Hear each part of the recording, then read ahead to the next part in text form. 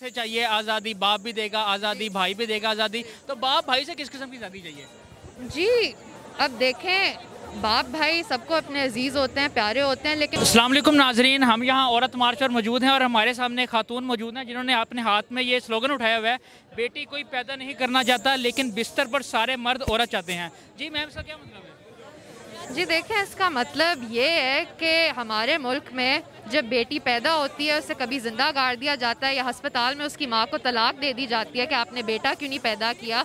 लेकिन जब ज़िंदगी में आपको कोई भी और काम हो, कोई ज़रूरी काम हो, जीने का काम हो, आपने शादी करने हो, अगर बच्चे पालने हो, घर से बाहर काम करना हो, नौकरी करनी हो, घर चलाने में किसी का साथ चाहिए हो, तो औरत ही काम आती है, औरत को ही ढूंढा जाता है। लेकिन जब आप औरत को ज़िंदा ही नहीं रहने दें इस माशरे में, उन्हें हकूक़ ही नहीं देते, उन्हें इंसान माना नहीं जाता, बर्बरियत की जाती है उनके साथ, तो आपका माशरा इन अ वे टू फेस्ड है, राइट?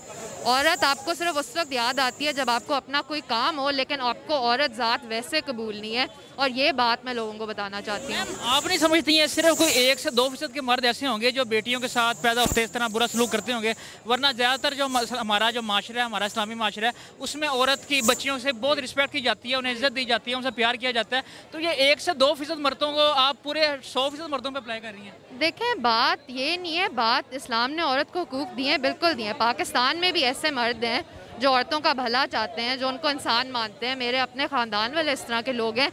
लेकिन पाकिस्तान में 1 से 2% सिर्फ ऐसे लोग नहीं है, पाकिस्तान में मैं कहूँगी कि शायद कोई 20-30% ऐसे लोग हों जिनको औरत ज़ात से बहुत प्रॉब्लम होती है और वो उनको कमतर समझते हैं। बिकॉज़ अगर आप पाकिस्तान में देखें, यहाँ पे औरतों को गैरत के नाम पे मार दिया जाता है। यहाँ पे मोटरवे रेप केस जो हुआ है, इतने रोज़ के रेप केसेस होते हैं, अभी तक बच्चियों को ज़िंदा मार दिया जाता है थरपाकर में। तो आप ये कह नहीं सकते कि आपका मुल्क इस मोड़ पे पहुँच चुका है कि उस औरत मार्च की ज़रूरत नहीं है। लेकिन अगर हम इसके बारे में बात करते रहें, लोग हमारी बात समझें, तो हाँ, अगले 20 सालों में शायद हम उस मोड़ पे पहुँच जाएं जहाँ पे सिर्फ 1-2% लोग ही इस तरह रह जाएं। लेकिन अभी पाकिस्तान उस मरले पे नहीं पहुँचा।